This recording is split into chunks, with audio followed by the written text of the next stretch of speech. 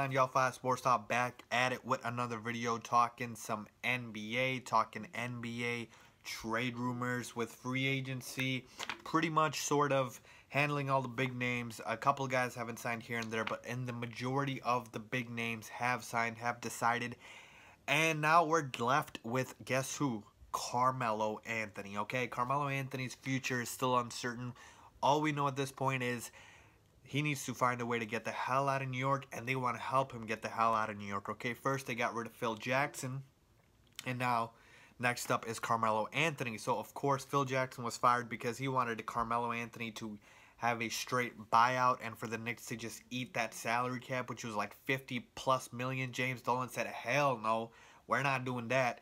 Trade Carmelo or you're out, and that's what happened with Phil, and he's out now. So now we look at Carmelo, who has recently just said that he is going to waive his no-trade clause to sign, to get traded to either the Cleveland Cavaliers or the Houston Rockets. So if you look at this scenario, then it plays out to be very interesting for both teams. Now, how would this work trade-wise? A lot of people tend to just throw out trade offers here and there. Oh, they could just get Melo. First and foremost, I don't think the Knicks are buying out Carmelo Anthony. I don't think James Dolan is eating that much salary cap after just firing Phil Jackson and paying him to stay the hell away from the New York Knicks. So I'm very sure that they're not going to sort of buy him out. I could be wrong. It could still happen. The situation is that toxic in New York. But let's just say they're looking to trade Carmelo, and now the offers that they're looking for aren't the world. They're not asking for a lot.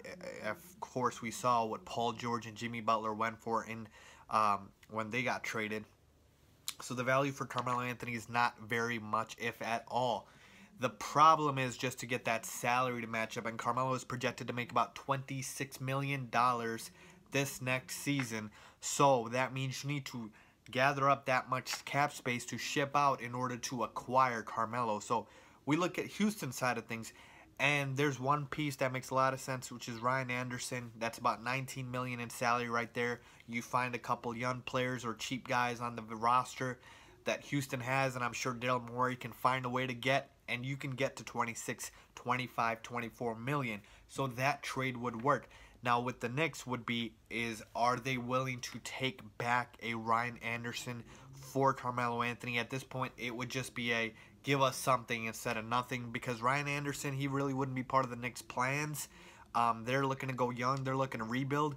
So I would think that the Houston Rockets would be asked to throw in a pick or two in here. Now, of course, a first-round pick might be a lot, asking for too much for Carmelo Anthony, but maybe a second-round pick. Again, depends on what the Knicks would look at. Then you look at the Cleveland Cavaliers side of things, and over here, I think it's very interesting because a lot of people are saying Kevin Love is the logical guy to go, and he's making about $22 million in salary next season.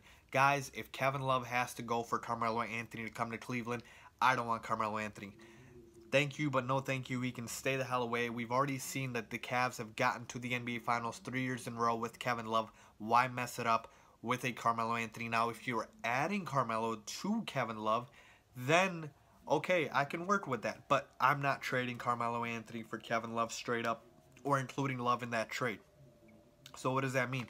That means guys like an Iman Shumpert, a J.R. Smith, a Channing Frye, those salaries equal Carmelo Anthony's salaries, and you can find a way to get creative. Now, I know Cleveland doesn't have a lot of draft picks. I don't know if they have any draft picks, but and I know they don't have a GM at this point, but whoever will be the GM for the Cleveland Cavaliers, cough LeBron James, can find a way to get and make this work. If he's able to ship out those players, like I said, then you can slide in Carmelo into that lineup. I know the bench would suffer a little bit, but you were getting next to nothing from J.R. Smith, and Iman Shumpert was giving you next to nothing.